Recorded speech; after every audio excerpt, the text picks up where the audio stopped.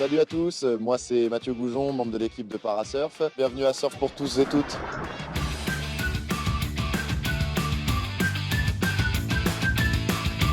Alors Surf pour tous est un événement inclusif via le sport, la culture et la nature. Les bénéfices du surf, d'être dans l'eau, sont assez multiples, mais déjà ça apporte beaucoup de confiance en soi. Et puis au final on a réussi à les faire glisser à allongée, et il y a le sourire qui monte aux oreilles tout de suite. Ça apaise et puis ça occupe positivement l'esprit. Ça vient chasser les angoisses parce qu'on va se focaliser sur autre chose. Donc ça vient réveiller les sens.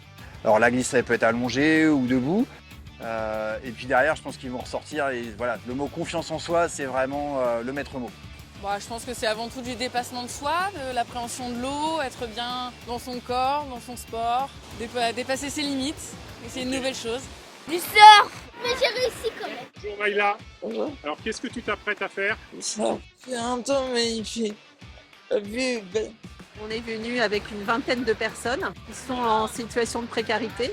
Et là, ils découvrent des activités qu'ils ne connaissaient pas. Même il y en a un qui m'a dit j'ai mis les pieds dans le sable. Et ils ont rencontré aussi d'autres personnes. Et c'est le but de notre association, c'est faire du lien social. Le surf comme vecteur de lien social. Du coup, vous êtes venus en famille? Oui. Vous avez tous essayé le surf? Non, il n'y a que Mathilde qui a essayé, mais nous on était avec elle à côté. Trop bien. Tu dis c'est super. Pourquoi t'es tout mouillé? En fait, j'ai que c'est une vague comme ça. Vous voulez faire la vague du monde? Pour la création de Surf pour tous, on est parti du constat que le surf d'un côté était surcoté socialement et le handicap quasiment l'inverse.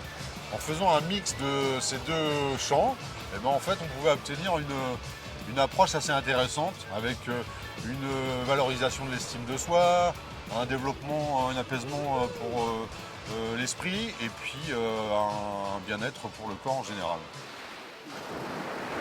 Le longe-côte, en fait, cette pratique apporte un relâchement total, aussi bien physique que intellectuel ou émotionnel, puisque l'eau va jouer sur tous ces trois critères. C'était bien pour moi, ça m'a relaxé et je me sens très heureux et ça m'a fait du bien tout le long du corps. Bien, c'est super. Ah oui. D'être dans des sensations d'enveloppement, d'être porté, de pouvoir gambader en toute liberté, sans jugement. Donc c'est un bénéfice non seulement pour les jeunes, pour les professionnels, mais aussi par effet ricochet pour les familles. On croit que c'est que de la marche, mais au final, au retour, on a senti que ça tirait bien partout. Ça fait du bien dans tout le corps, dans les muscles, dans le genou. Ce qui en ressort, c'est vraiment une libération. Pour la pratique canoë, oui, ça change un peu. On n'a plus les appuis durs terrestres. Par contre, on est assis. Des sensations de flottement et tranquille dans l'eau. Maintenant, pour certains, ça les angoisse un peu. Il faut les rassurer. On peut stresser, hein. Ça c'est quand même? Ouais, C'est la mer ou c'est parce que tu n'as jamais fait? jamais fait. Hein. J'ai eu un peu peur parce qu'il y en a qui se mettaient debout pour pagayer. Il y a les rôles entre gauche, droite, avant, arrière. Donc il faut se parler, se coordonner. Petite société, voilà. Bon, on s'est détendu, ça c'était trop bien. Il y avait le bruit de la mer et tout, c'était incroyable. C'était génial.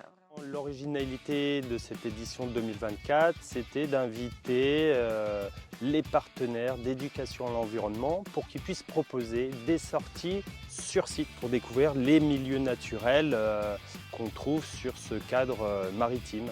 Être immergé dans la nature procure un bien-être qui est presque automatique. Alors moi je propose des ateliers inclusifs, des ateliers théâtre adaptés à tous.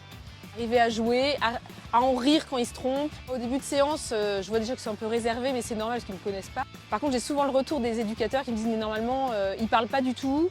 Là, il se révèle complètement, il parle fort, il fait des gestes. Je pense que c'est grâce à l'histoire qu'ils arrivent à se dépasser, ça les porte. Et justement, je pense qu'en s'exerçant comme ça, à force, ça agira dans leur vie au quotidien et ils arriveront plus facilement à échanger avec les autres.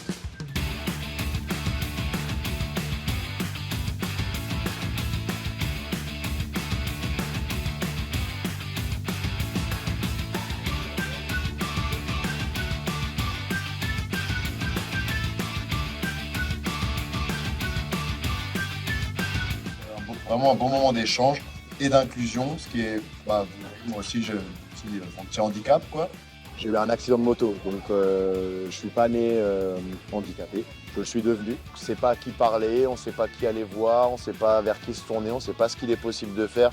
Alors ça, c'est vraiment le message pour les accompagnants et les proches.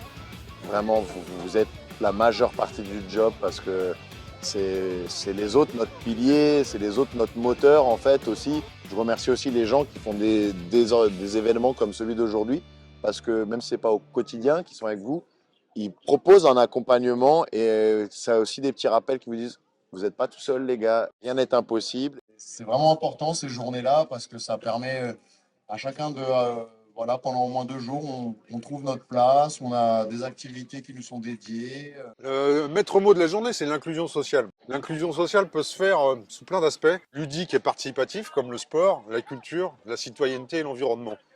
Et tout ça, ce sont des enjeux aujourd'hui de participation sociale à la société en général, pour les gens qui sont parfois mis au banc, mis de côté. Et aujourd'hui, en fait, c'est la journée pour rassembler toutes les volontés, tous les citoyens et citoyennes. Déjà, ils sont inclus dans la société.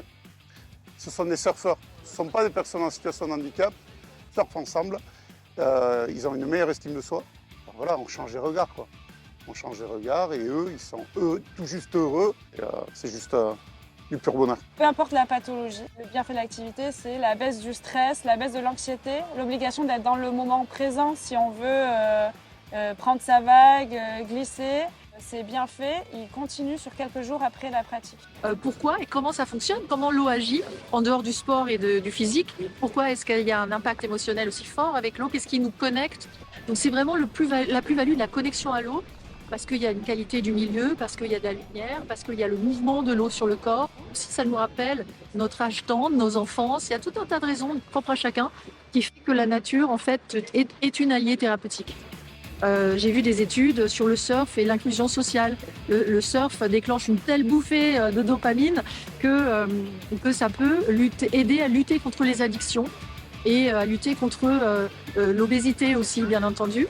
La plongée post-traumatique, ça a permis aux rescapés des attentats de Paris de passer sous l'échelle du stress post-traumatique, alors que les médicaments, rien n'y faisait, ça marchait pas les médicaments. Les maladies de civilisation, c'est les maladies qui sont liées à nos modes de vie. Sédentarité, malbouffe, stress. Et dans tous ces cas de figure, les études montrent que l'expérience physique, l'expérience de l'eau, peut prévenir ou atténuer ces maladies de civilisation cardiovasculaires, stress, dépression, hyperactivité des enfants et tous les challenges physiques et mentaux auxquels on doit faire face.